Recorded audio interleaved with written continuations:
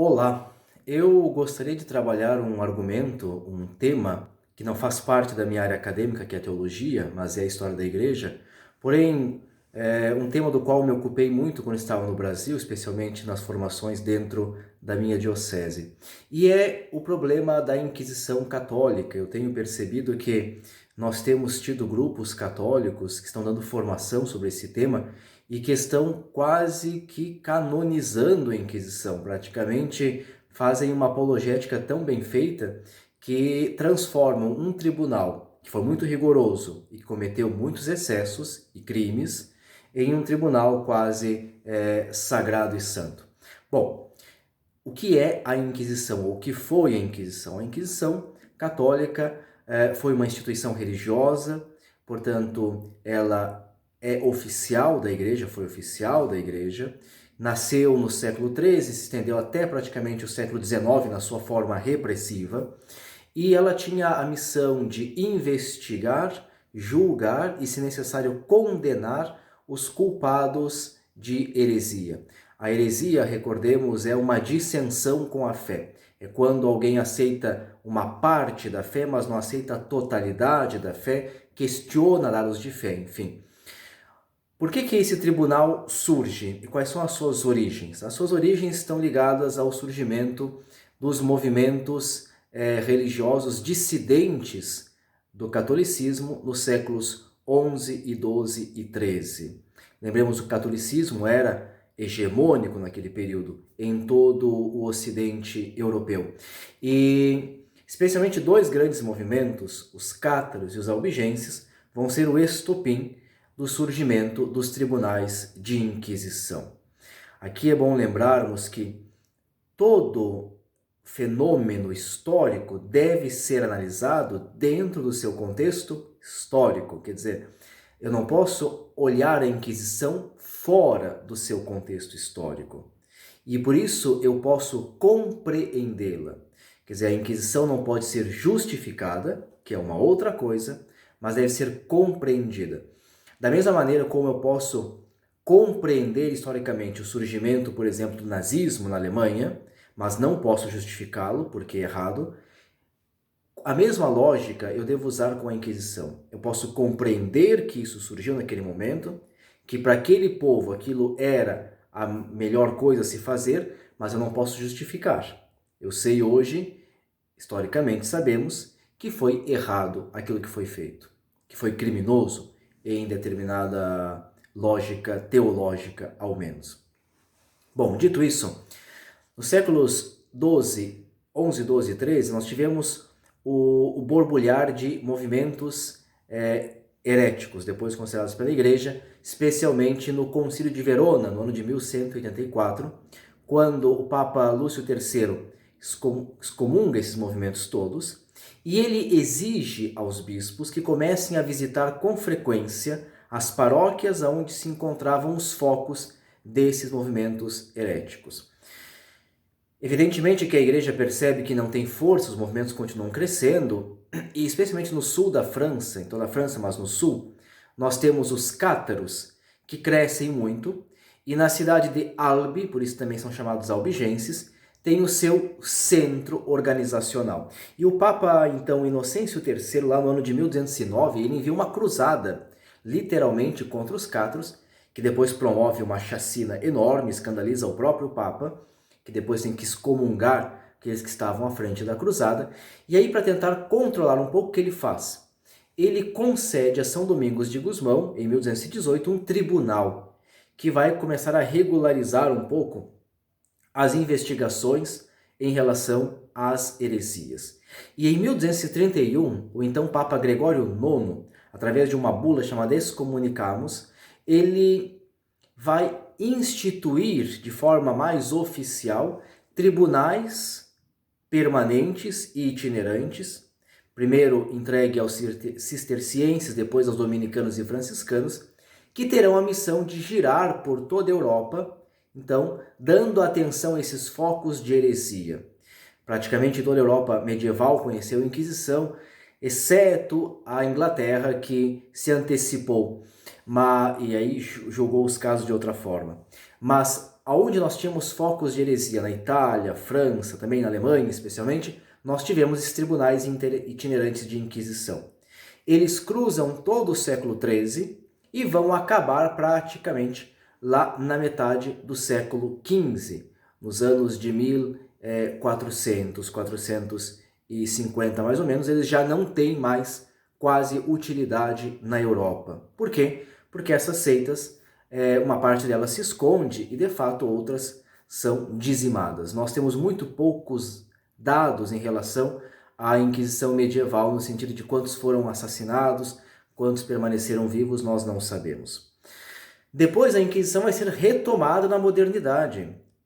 Quer dizer, lá no século XVI, lembremos que no começo do século XVI, nós temos o surgimento do movimento da Reforma, os chamados protestantes, e a Igreja Católica vai reagir ao protestantismo pela reforma interna do Concílio de Trento, isso lá de 1545 a 1563, nós temos o concílio, mas antes ainda, o Papa Paulo III, antes de convocar o concílio, ele institui a Santa Universal Romana Inquisição do Santo Ofício, que vai ser o grande tribunal da Inquisição moderna, cujas atribuições vão ser basicamente na Itália, ainda que descentralizada, na Itália buscar esses grupos protestantes, e que depois também vai ter uma grande força na Península Ibérica, Espanha e Portugal. Qual é a diferença da Inquisição medieval para a Inquisição moderna? A Inquisição medieval estava submetida ao Papa, e por isso o Papa controlava com mais força os seus usos e os seus abusos. A Inquisição moderna, ela vai estar submetida em grande parte às coroas, tanto de Portugal, Espanha, como dos diversos reinos dentro da Itália. Lembremos que a Itália se unifica somente em 1870.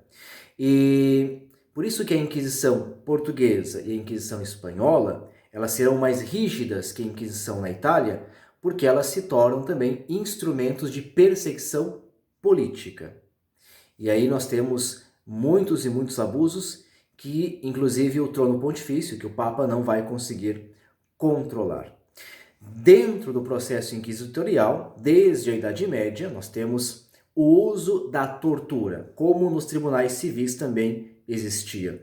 O Papa Inocêncio IV, em 1252, pela bula Ad Extirpanda, permite o uso da tortura, que depois vai ser sempre confirmada pelos outros papas. E então, ao longo da sua história, são 7 séculos de história, a Inquisição utilizou da tortura, ainda que, teoricamente, de maneira mais branda que a tortura dos tribunais civis. E quais são os dados que nós temos? Nós temos uma questão da inconsistência dos dados e do não consenso em relação aos dados. Por quê? Primeiro, da Inquisição medieval, nós não temos muito registro. E da Inquisição moderna, nós temos mais registros em Portugal e Espanha do que na Itália. Na Itália, primeiro, porque nós tivemos uma série de problemas, de descentralizações, de guerras, perda de documentos, enfim. E a Inquisição moderna em Portugal e Espanha era mais unificada. Os autores, eles entram aqui em dissenso. Aqueles que são mais apologetas da Inquisição e a defendem mais, diminuem as sentenças de morte. Aqueles que são mais detratores, eles aumentam as sentenças de morte. Eu gosto muito de um autor italiano chamado Andrea De Col, que é um professor da Universidade de Trieste, aqui na Itália, e ele coordena o Centro de Estudos sobre a Inquisição dessa universidade. Ele diz, basicamente, o seguinte, que em Portugal e na Espanha, de todos os casos da Inquisição, 6% receberam pena capital, ou seja, 6% daqueles que foram julgados pelo tribunal foram condenados à morte. Na Itália, repito, era não unificada, na Itália entre 1,5% a 2,5% dos casos julgados pela Inquisição recebiam a pena de morte. Normalmente é muito menos do que nós imaginamos, mas ainda assim se trata de algumas milhares de condenações. Não temos um número exato, mas algumas milhares de condenações aconteceram. Lembremos, e aqui é um detalhe importante, que a perseguição a bruxas não é um problema da Idade Média, é um problema da Idade Moderna. E na modernidade, tanto católicos como também cristãos das correntes protestantes perseguiram bruxas, como luteranos e calvinistas. E católicos também, evidentemente, não podemos negar essa questão. Se vocês gostariam de ler dois textos que têm já em português, estão em português traduzidos, eu os aconselho de lerem. O primeiro é o Directorium Inquisitorum, escrito por um frade chamado Emmerich no ano de 1376. E ali nós temos praticamente a metodologia para os tribunais de Inquisição. Nos causa um pouco de pavor, mas também nos mostra um pouco o espírito da época. E o segundo texto, já da Idade Moderna, é escrito no final do século XV, 1487, por um outro frade dominicano chamado Cramer, que é o Malleus Maleficarum. É um manual chamado, em português, Martelo das Bruxas, usado para a perseguição das bruxas na Idade Moderna. Ora, um detalhe importante. Nós podemos dizer aquilo que muitos alegam, que a Inquisição nunca matou ninguém? Quem matou foi o poder civil? Sim e não. Evidente que a igreja não tinha o poder de matar a pessoa, de levar a pessoa à condenação capital. Mas, quando a Inquisição declarava que um herege era impenitente, ou seja, que não aceitava retornar à fé, fazer penitência e retornar à fé, ou quando declarava que um herege era relapso, que significa dizer que ele foi julgado herege, se penitenciou, ou seja, voltou à fé, mas caiu de novo em heresia, quando ela dava essas duas sentenças, impenitente e relapso, se sabia que essa pessoa imediatamente seria entregue ao braço secular, assim chamado, o poder do Estado, para ser morta. A pena capital, nós sabemos, era a fogueira, ela foi instituída no ano de 1231 pelo então Frederico II Imperador. Os tribunais de Inquisição, que surgiram no século XIII, praticamente perderam a sua força nos séculos XVII, XVIII e terminaram no século XIX. Eles se resumem hoje naquilo que é a Congregação para a Doutrina da Fé. Até Paulo VI ainda se chamava Santo Ofício. Depois de Paulo VI, o nome foi mudado e também o método e também o próprio objeto de preocupação da igreja com esses tribunais. Então é importante que nós possamos dar atenção a isso e cuidar para não tentarmos santificar o que não foi tão santo e também não demonizar o que não é algo fora do seu contexto. Os tribunais inquisitoriais estão dentro de um contexto histórico, o que não significa que nós possamos justificá-los. Compreendemos, porém não justificamos.